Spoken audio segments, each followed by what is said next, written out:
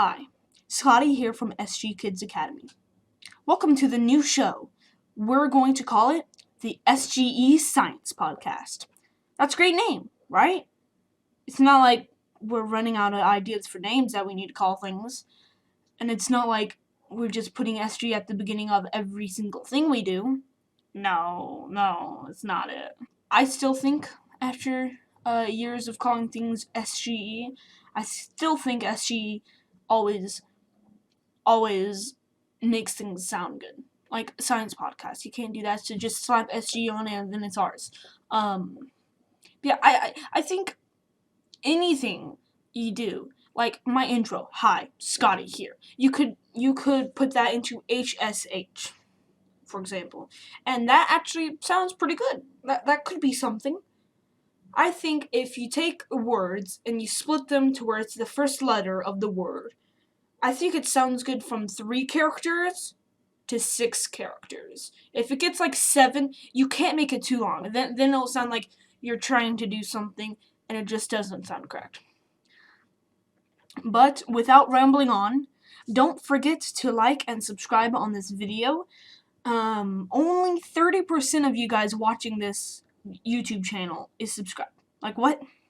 Just scroll down, see if you're subscribed. Sometimes YouTube unsubscribe you. So just, it takes 1 click, it's free, and you can always subscribe at any time. But enough rambling. Today we will be learning about atoms. Roll the intro.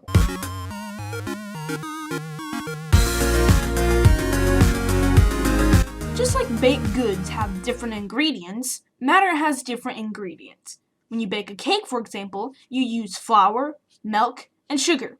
There are some other things you will need to bake a cake and some things that you will need to bake. Like, for example, for chocolate cake, you need chocolate. For a lemon cake, you need lemon. So, yeah.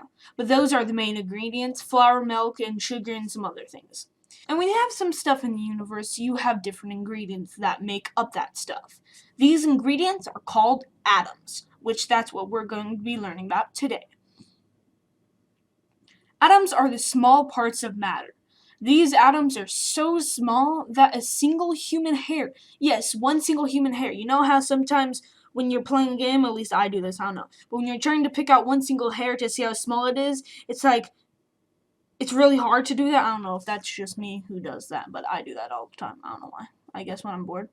Yeah, one single human hair is 500,000 times wider than an atom.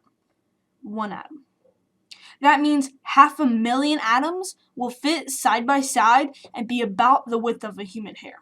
1 human hair, not multiple. That is incredibly small. Now, we have discovered 118 different kinds of atoms. We call them elements. For example, there are gases such as oxygen and nitrogen.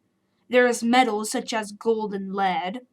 An atom itself is made up of different things. We call these things subatomic particles. There are 3 main subatomic particles that make an atom. First, there is the electron. The electron is the negative electric charge in an atom. Then there is the proton. The proton is the positive electric charge in an atom. And finally, there is a neutron. The neutron has no electric charge. That means it's neutral. If you take the protons and the neutrons and you mix them, you will make the nucleus, which is the center part of an atom. Now, that's basically what an atom is. In simple terms, that's basically what an atom is. Are you ready for, I almost said SGE, atom history. No, that doesn't sound right. For once, SGE doesn't sound right with something. That's surprising. Yeah, but anyways, let's do a little history of atoms. For this to work, we have to go back all the way to the year 400 BC. There you will meet this guy named Democritus. Many people today say he is the person who first thought of atoms. The people in his time thought that if you cut an apple, you could just keep cutting and never stop cutting it, no matter how small the pieces got. Democritus did not like this idea. He said you will reach particles so small that they can no longer be divided any further. Democritus called these things atomos, which means uncuttable.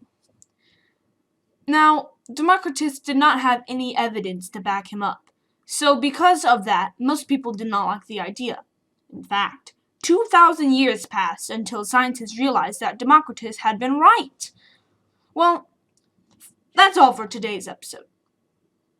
Atoms are a pretty cool thing, don't you know? I hope you learned something about them. As always, I'll see you all in the next episode of the SGE Science Podcast.